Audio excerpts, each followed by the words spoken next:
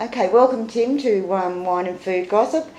Tim, you're here at Essence and Food and Wine in Devonport, and you're a bit of a cocktail expert, so could you just give us a bit of your history? My history, I've been working in the industry for almost 20 years. I started off at West Point in Hobart, working in the birdcage down there. From there I packed up, moved to the Gold Coast, and worked throughout the Gold Coast. Then from there moved to Brisbane, where I was based for about 10 years. Oh, okay. From there I got involved in cocktail competitions and was Queensland champion for about 7 years. I won a couple of Australian titles in that time as well. And come home and last year won Tasmania State Championship. Ah, well you should be able to give us a few tips about the best way to make a cocktail. Fresh ingredients is prime. We have the luxury of being a smaller world these days, so you can get product from everywhere, whether it's spirit, fruit, juice, and balancing those against one another is the best way to mix a drink. Oh, okay. So is there a bit of science in that as well, in the mixing of...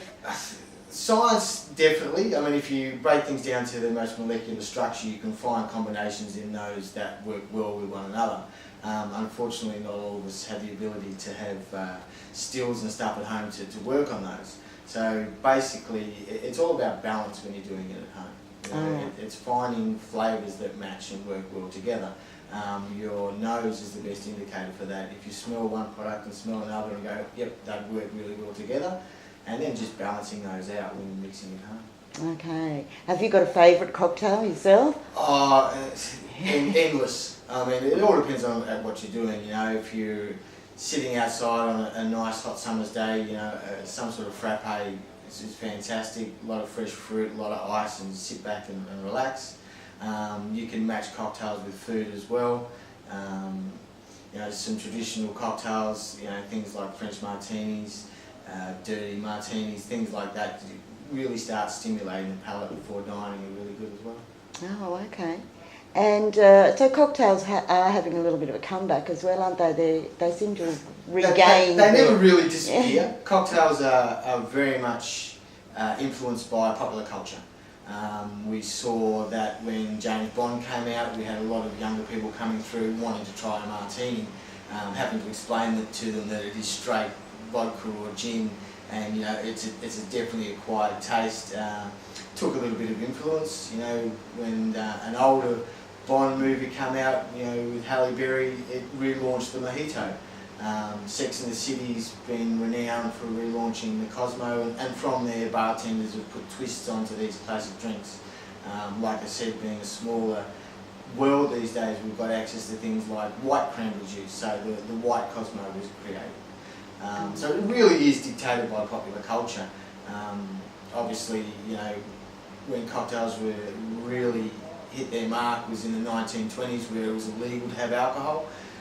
So bartenders disguised it by using juice and froth to allow people to still enjoy those cocktails. The 80s saw a resurgence as well with things like, you know, fruit tingles and fluffy ducks, which, you know, were really pretty drinks that, you know, stood out within the crowd. Oh, okay.